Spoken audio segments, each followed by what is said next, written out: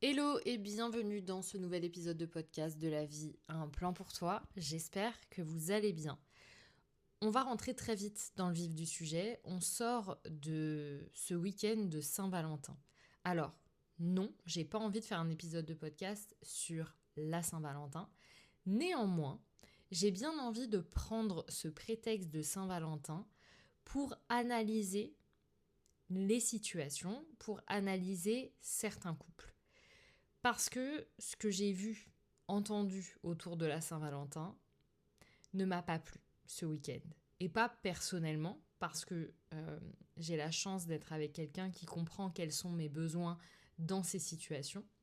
Et non pas que j'aime particulièrement la Saint-Valentin, mais on va y venir. Pourquoi, finalement, ça peut être important de faire quelque chose pour la Saint-Valentin ou pas si vous êtes vraiment tous les deux d'accord. En fait, j'ai l'impression que chaque année, il y a des couples qui fêtent la Saint-Valentin, soit, mais il y a aussi deux autres catégories de personnes. Celles qui vont espérer que quelque chose se passe pendant la Saint-Valentin, celles qui vont espérer qu'il y ait un geste de l'autre, un cadeau, une attention, et celles qui expliquent pourquoi elles ne feront pas ça pour l'autre. Et bizarrement, celles qui expliquent ont toujours un très très bon argument qui est « mais la Saint-Valentin c'est commercial ». Et en fait, ça me pose problème. Parce que pour moi, dire ça, c'est ne pas prendre en considération que peut-être ça ferait plaisir à l'autre de recevoir ce jour-là. Depuis quand faire plaisir à quelqu'un qu'on aime doit être validé par une espèce d'analyse économique de oui mais ça c'est commercial, ça oui, ça non. Je ne comprends pas. Parce que dans ce cas-là, arrêtez de me faire croire que vous fêtez tous Noël par pure et simple tradition chrétienne. Pour la plupart des gens, c'est commercial, pur et dur. Oui, mais c'est un moment en famille. Bah ouais, exactement. Tu vas te servir de Noël pour te dire, bah c'est un moment de réunion où c'est convivial, où on va manger, on va s'offrir des cadeaux, ça va être super. Pourquoi tu ne fais pas ça pour la Saint-Valentin ? Et je suis désolée si au moment où je dis ça, vous êtes en train de réaliser ce qui est en train de se passer dans votre couple. Je veux vraiment que vous posiez la question, est-ce que c'est important pour moi ou pas ? Ou parce que c'est pas important pour l'autre, j'ai fini par croire que ça ne l'était pas pour moi. J'ai pas envie de croire que toutes les personnes qui ne fêtent pas la Saint-Valentin sont des partenaires médiocres, parce que je sais que ce n'est pas le cas. Néanmoins, je pense qu'il faut se questionner. Et je pense que quand on est en couple, se questionner sur ces choses-là, c'est vraiment important. Est-ce que c'est important pour moi ou pas ? Parce qu'on peut se dire c'est pas important pour moi. Parce que si on a la chance de se sentir aimé chaque jour de sa vie par la personne qu'on aime, on va se dire bah en vrai, j'ai pas besoin de la Saint-Valentin pour me sentir aimé. Dieu merci. Par contre, est-ce que ça m'aurait quand même fait plaisir au fond de moi que l'autre pense à aller m'acheter un bouquet de fleurs ? J'irai même pas jusque-là, m'acheter une fleur, me préparer un bon repas, m'inviter au restaurant, m'offrir un petit cadeau ? La réponse est souvent oui. Vraiment, c'est quasi universel. Encore une fois, je sais qu'il y a des personnes pour qui ce n'est pas important, mais je veux que vous puissiez vous poser la question et vous répondre surtout de manière très honnête. En fait, je trouve que cet argument de la Saint-Valentin, c'est commercial, c'est un refus par principe. Et en fait, je me dis peut-être que les hommes, je pense aux hommes parce que comme je le dis souvent, je pense aux relations hétérosexuelles et je pense à ce qu'on me raconte, que ce soit dans mes coachings ou dans ma vie perso, et j'ai plus de couples hétérosexuels où malheureusement c'est souvent l'homme qui dit oui mais la Saint-Valentin c'est commercial, donc qui ne font pas ce geste-là. Et en fait je me questionne, je me dis est-ce que c'est vraiment juste des gros rats ou est-ce que potentiellement c'est un refus d'être dans une forme de vulnérabilité, de romantisme? Est-ce que c'est une manière d'éviter une forme d'intimité avec l'autre? Mais dans ce cas-là, il faut aussi se questionner de ce que je veux dans ma relation, parce que si je suis avec quelqu'un qui évite l'intimité, et je parle pas d'intimité sexuelle, mais bien émotionnelle, est-ce que c'est OK pour moi ? Est-ce que c'est pas un refus clair de répondre aux besoins affectifs de l'autre parce que l'autre fait comprendre que ouais mais quand même on pourrait se faire un petit truc, là ça tombe un week-end, c'est super, on pourrait aller au resto, on peut se faire un petit truc à la maison. Voilà, parce qu'en plus on minimise le truc, genre non on peut se faire un petit truc à la maison. Ouais, parce qu'il faudrait pas le brusquer là, Jean-Michel. Et parfois même je pense que c'est un acte de rébellion hyper assumé pour ne pas s'impliquer dans ce truc. Pourquoi ? Parce que en vrai, je pense, ça me vient comme ça, je me dis, est-ce que finalement, si tu t'engages une fois dans la Saint-Valentin, tu sais que si tu restes toute la vie avec la personne, tu vas devoir t'engager toutes les Saint-Valentin. Eh bah oui, peut-être. Et j'espère que ce n'est pas trop pour la personne avec qui vous êtes. En fait, je veux que vous compreniez un truc important et c'est là où je veux en venir. Pour quelqu'un qui a un attachement anxieux, qui est dans la dépendance affective, ça peut vraiment être vécu comme je ne compte pas. Peut-être que j'en demande trop, mes besoins sont trop. Je dois encore me taire ou minimiser le fait que ça peut être important pour moi. Le fait que demander quelque chose, c'est déranger l'autre. Et en fait, le sujet de cette Saint-Valentin n'est plus seulement une fête marketing et commerciale, mais ça devient ma sécurité émotionnelle au sein de la relation. Et en fait, on ne peut pas passer à côté de ça. Encore moins quand on a un attachement anxieux. Je veux dire, moi, j'ai reçu un cadeau pour la Saint-Valentin auquel je ne m'attendais pas parce qu'on ne s'est jamais dit on fête la Saint-Valentin ou pas. Je crois qu'on... Ah, je mens. Je crois que parce qu'on a été brunché le lendemain de la Saint-Valentin dans un brunch qu'on aime beaucoup et où c'est que le dimanche. Et du coup, on s'était dit, bah, c'est une occasion. Mais en fait, c'est une occasion. Mais c'est la rendre spéciale parce que c'est le week-end de la Saint-Valentin. Mais en soi, ça n'a rien de spécial puisque c'est un endroit où on va tous les mois. Donc, en soi, ça n'avait rien de spécial. C'était juste se dire, on va le faire ce week-end-là, précisément, parce que bah, comme ça fait un petit truc en plus. Et en fait, moi, cette simple attention-là de la part de mon partenaire, c'est ça qui me fait plaisir. Et en plus de ça, j'ai reçu un petit cadeau auquel je ne m'attendais pas. Et je me dis, bah, il s'est juste dit, ça va lui faire plaisir. Et on s'en fout de si c'est la Saint-Valentin ou pas. C'est juste que il sait que moi, j'aime ça aussi. J'aime me dire que... Enfin, moi, je suis une amoureuse de l'amour, si vous voulez. Donc, Saint-Valentin ou pas, c'est important pour moi, ces petits gestes-là.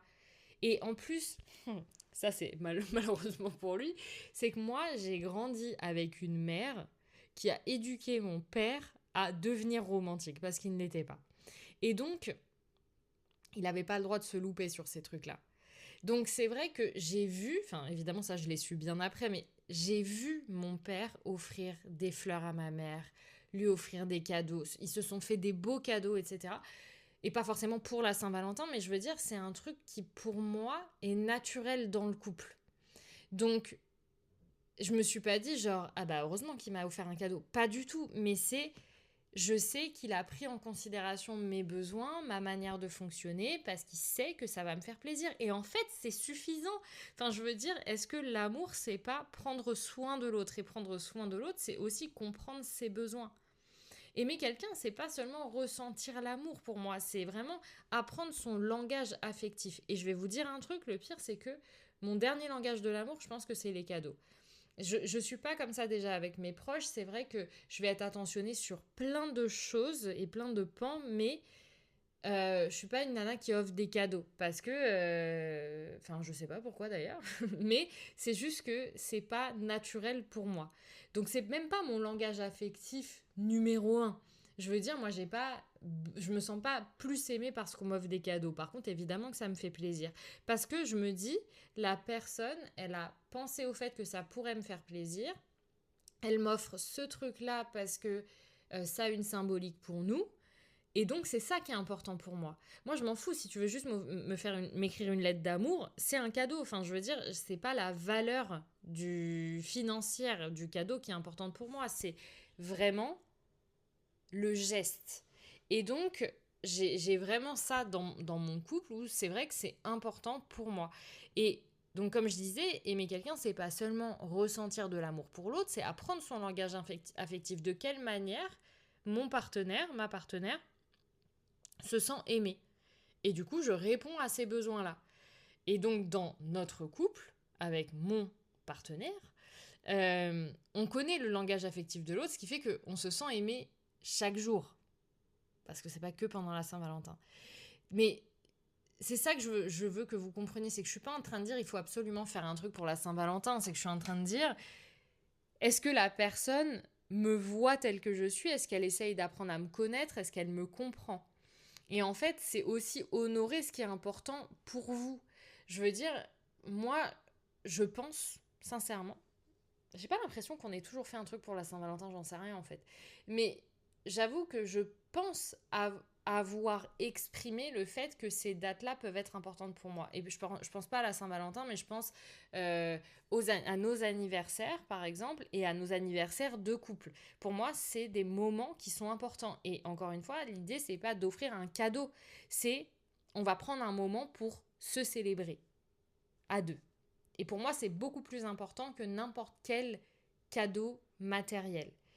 En fait, c'est aussi accepter de se bouger le cul pour entretenir le lien. C'est prendre soin même quand ça nous paraît inutile. Et donc, ce que je voulais dire tout à l'heure, c'est que moi, je pense que mon conjoint, la Saint-Valentin, je pense pas que ce soit spécialement son délire. Mais vu que la perspective, c'est de passer un moment ensemble, ça devient son délire. En fait, c'est ça qu'il faut comprendre, c'est que ce qui est banal à la base pour soi peut être immense pour l'autre. Et donc, dans cette mesure-là, c'est important de le faire. Je veux dire, qu'est-ce que ça lui coûte je m'en fous, je ne demande pas d'aller dans un restaurant étoilé, je ne demande pas à recevoir le dernier sac de luxe, je te demande d'avoir juste pensé à qu'est-ce qui lui ferait plaisir. Et c'est pas une question de moyens, parce que là, qu'on vienne pas me sortir l'argent dans l'histoire, parce que je suis désolée, mais tout le monde est capable de se dire je peux préparer un bon repas, même si tu me prépares des pâtes en vrai. Des pâtes avec de la sauce pesto, si tu l'as fait avec amour et que tu as été m'acheter un fondant au chocolat, je suis la plus heureuse du monde. Donc c'est juste le geste. C'est juste te dire, il y a 3 bougies chez toi, tu vas prendre le temps d'allumer 3 bougies. Ce n'est pas une question d'argent, c'est une question d'attention et d'intention. En fait, c'est jamais à propos du bouquet de fleurs. C'est à propos de est-ce que je mérite qu'on pense à moi? Et en fait, c'est ça le vrai truc. Et je suis désolée si ça vient vous faire vous rendre compte que vous êtes avec des partenaires qui prennent pas soin de vous. Mais finalement, n'est-ce pas un peu le but de ce podcast? C'est aussi de vous faire prendre conscience de ça. C'est est-ce que, est-ce que je me sens aimée en fait, tout simplement? En fait, avoir besoin d'attention, c'est légitime.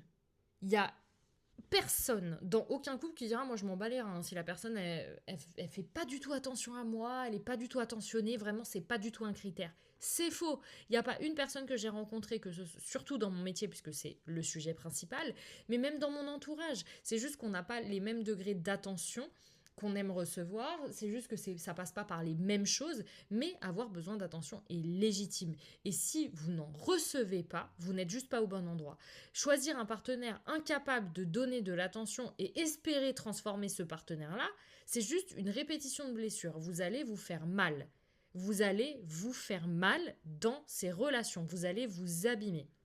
Donc, on préserve son cœur en observant les actes. Et je ne veux pas vous entendre me dire « Ouais, mais c'est moi, j'ai organisé, c'était trop une bonne soirée de Saint-Valentin. » Si tu as tout organisé, qu'est-ce que l'autre a fait pour toi? Qu'est-ce que l'autre fait pour toi chaque jour? En fait, pour moi, c'est ça le truc de la Saint-Valentin, c'est ça le truc des anniversaires. C'est, en fait, ça révèle la manière dont l'autre prend soin de nous. Et je dis ça, attention, toute proportion gardée, parce que bien sûr qu'une personne peut prendre soin de vous au quotidien, mais la réalité, c'est que j'ai remarqué que beaucoup de personnes, même qui se sentaient aimées, on va dire, au quotidien, finissaient par me dire « Ouais, mais quand même, je trouve qu'on fait pas suffisamment de choses. C'est toujours moi qui suis à l'initiative, des week-ends, des restos. on se dit pas trop de mots d'amour. Non, mais finalement, moi, ça me dérange pas. Mais bon, quand même, parfois, j'aimerais bien qu'il soit un peu plus expressif. En fait, vous n'êtes pas suffisamment honnête envers vous-même. De quoi vous avez besoin? Sincèrement, est-ce que vous avez besoin d'une grosse déclaration d'amour? Est-ce que vous avez besoin d'une personne qui vous dit je t'aime tous les jours? Parce que ce truc-là, là, quand je le dis, je me dis, mais ça me ramène tellement à moi où je me disais, non, mais moi, en fait, j'ai pas besoin que l'autre me dise je t'aime tous les jours. Peut-être, mais c'est quand même cool en vrai. C'est quand même cool en vrai que la personne elle puisse me dire je t'aime tous les jours, que je suis belle, que je suis importante pour lui, qu'il a envie de faire sa vie avec moi, etc. Donc c'est pas que ça, on est bien d'accord, c'est pas que les mots. Parce que si c'est que les mots, ça ne sert à rien. Mais ça compte. Et en fait, ça compte pour moi. Moi, je sais que j'ai été pendant 2 ans avec quelqu'un qui n'était pas aussi tactile que moi. C'est pas grave en soi, on a le droit de pas avoir les mêmes besoins. Mais la réalité, c'est que je me mentais à moi-même en me disant que, ouais, mais il me donne de l'amour par d'autres biais.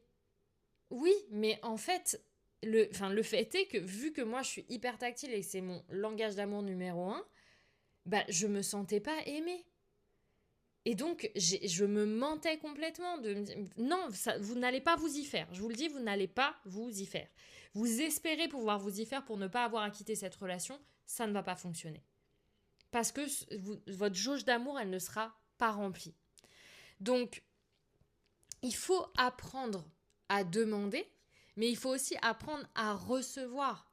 Et apprendre à choisir quelqu'un qui veut donner pour ne plus avoir à minimiser ses besoins, pour ne plus craindre l'autre, mais vraiment juste recevoir à hauteur au minimum de ce que vous donnez. Si vous ne vous sentez pas aimé chaque jour dans votre relation,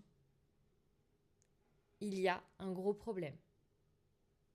C'est normal que ce soit fluctuant, c'est-à-dire que oui, on ne peut pas être collé H24 à dire des mots d'amour toute la journée, tout le temps, pendant des années.